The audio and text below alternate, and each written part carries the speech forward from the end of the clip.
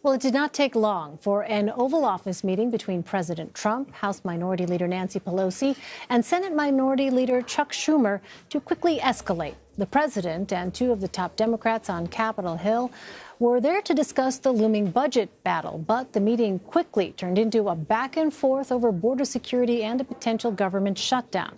CBS News Chief White House correspondent Major Garrett has the latest.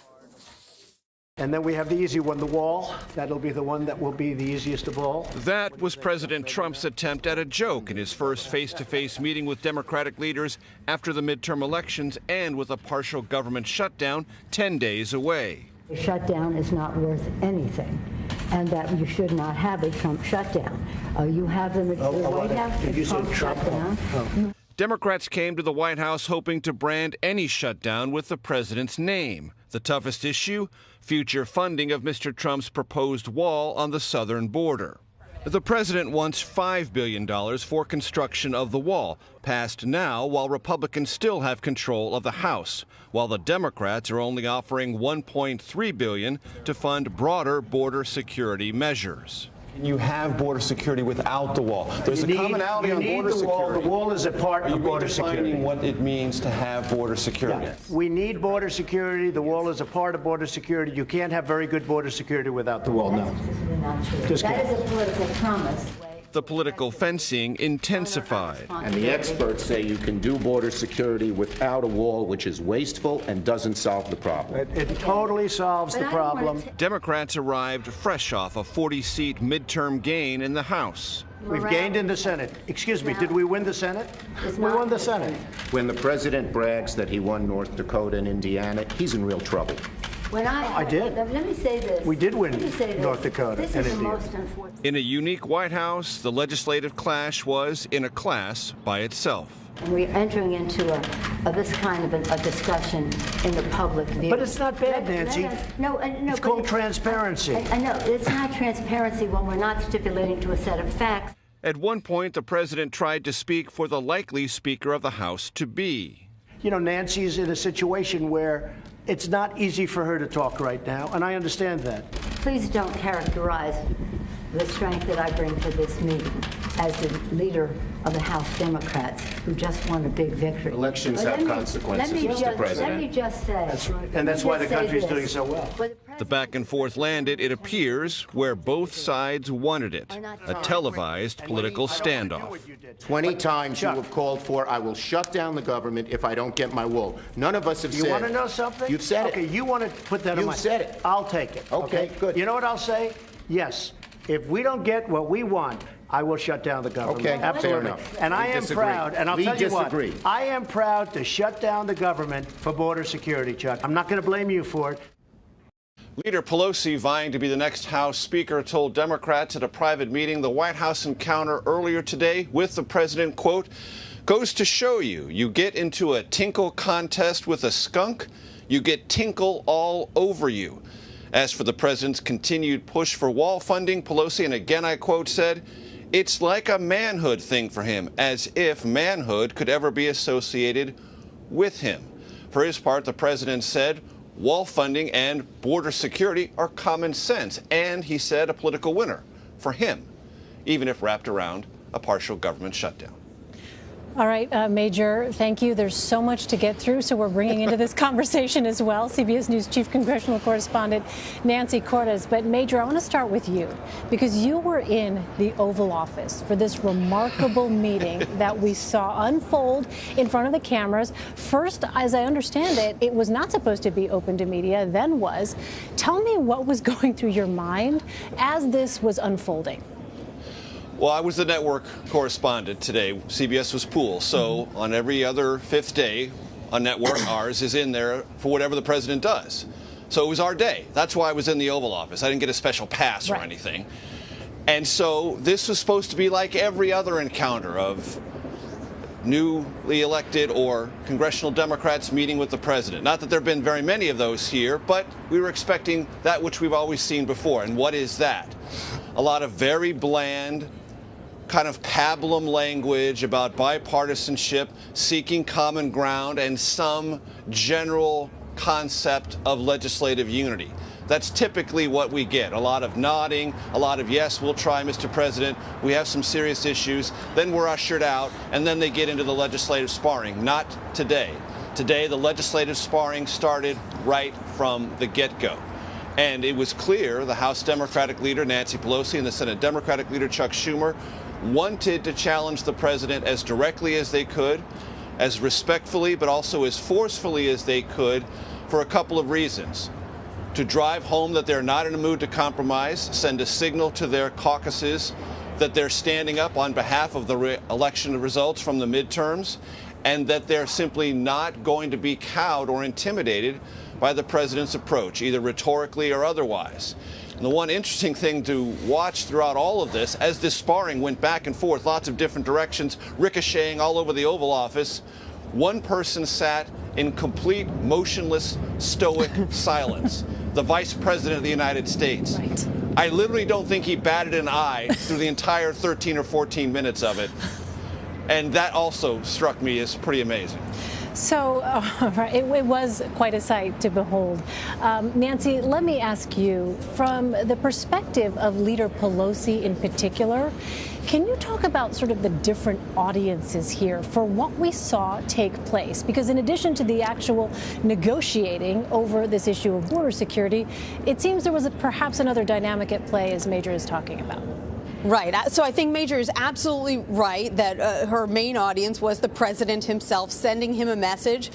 It is a new day. Democrats are going to have control of the House in a matter of weeks, and I'm going to be there in that office with you. I'm going to be calling you on your facts when you get them wrong, and I'm going to be doing that in a way that's very uncomfortable for you, something you're not used to when you're sitting in this room with the Republican leadership. But beyond that, she was really trying to send a message to her own House Democrats. You know, she still has a fight for the speakership, and there's an election on the House floor coming up in the beginning of January. She still needs to convince some Democrats to vote for her.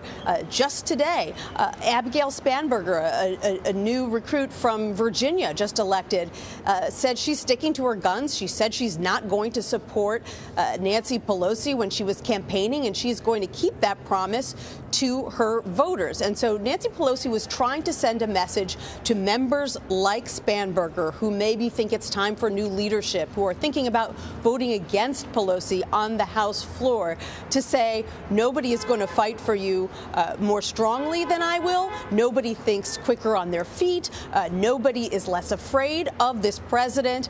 And nobody has the expertise to negotiate the way I do, both in front of and out of sight of the cameras. And so that's not only why she picked that fight and went right to him, calling it from the very beginning a Trump shutdown, but then continued, as Major so eloquently relayed to you after she got back here to the Capitol, to say behind closed doors, in very colorful terms that her aides made sure that we all knew about, that she felt that the president's manhood left something to be desired. All right, let me move on from that particular comment and ask about another term, okay? Border security. Major, when we talk about that term, people may say, well, that's the same thing as a border wall. But it's been interesting to note the president has not said wall. He did not say border wall in the Oval Office today. He used that term border security. Why might that be? Well, because the president knows ultimately he needs to compromise to keep the government open and avoid a shutdown right up against Christmas. And he's getting a lot of pressure from Republicans. Look, don't force a shutdown. What you need to do, Mr. President, is redefine your own victory. You're going to get some money on border security. Call it that. De-emphasize the wall as the only way to measure whether or not border security is being reinforced. The president went out of his way in the Oval Office to say, you know, a lot of the wall is being built. Don't think it isn't. People don't really talk about it enough, but the wall is being built. Why would he say that? To mollify those in his base, to say, look, I'm doing what I said I would do, knowing that he's not probably, in all likelihood, going to get what he's requested of Congress. Remember, a Republican-led Congress, still currently, $5 billion. Democrats have offered what was put forward a year ago, $1.3 billion. And the two Democratic leaders made a point after the meeting here at the White House to say, you know, that money allocated last year hasn't even been fully spent, not even close to that. So they're saying, what's the need for $5 billion when the government hasn't spent the $1.3 billion given to it last year? That's going to be a significant and repeated talking point from Democrats on this. So the president talks about border security. You are beginning to see here at the White House kind of an interchangeability. Wall funding, border security. And trust me, politicians, Republican and Democrat, have lots of different definitions, all of which fit under the neat umbrella term border security. It can mean lots of things. More Border Patrol agents, more infrastructure, more drones, more surveillance, lots of different things. What you call it at the end may be the means by which both sides get to, if not a comfortable compromise, an acceptable one. Nancy, there was another interesting development. Senate Majority Leader Mitch McConnell announced Tuesday that the Senate will vote on a criminal justice reform bill before the end of the year. Now, as I understand it, there was bipartisan support for this, but he had previously said that there was no time to vote on it. Does the drama over funding for the border wall, for border security, have an impact on McConnell's decision to move forward with this vote? It's a factor. McConnell can now say, look, to Democrats, we really better wrap up this negotiation if you want to get to criminal justice reform, which is something that he knows is important to a lot of Democrats. So it does give him a lever. But beyond that, he himself was under a great deal of pressure because there are a number of Republicans, including the chair of the Judiciary Committee, Chuck Grassley, his own fellow Kentucky Senator, Rand Paul, who were telling him this is something that the party needs to do. And you had the president himself saying that he supported this legislation. McConnell has never been a big fan of the legislation. He made it clear last month that he didn't think that there was going to be time, partly because it takes a while to shepherd legislation like this along the Senate floor, especially when it doesn't have unanimous support. And Leader McConnell, rather than eating up a week of floor time on that, would much rather confirm 2 or 3 judges, especially since he knows that we're right up against the end of the year.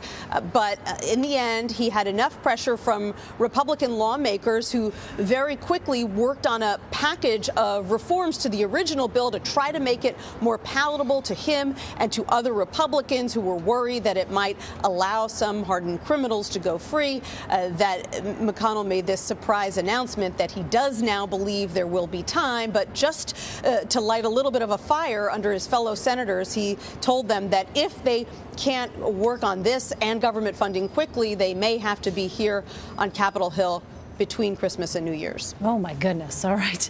Nancy Cortez and Major Garrett, never a dull moment on your beats. Thanks to you both. Thank you. You're welcome.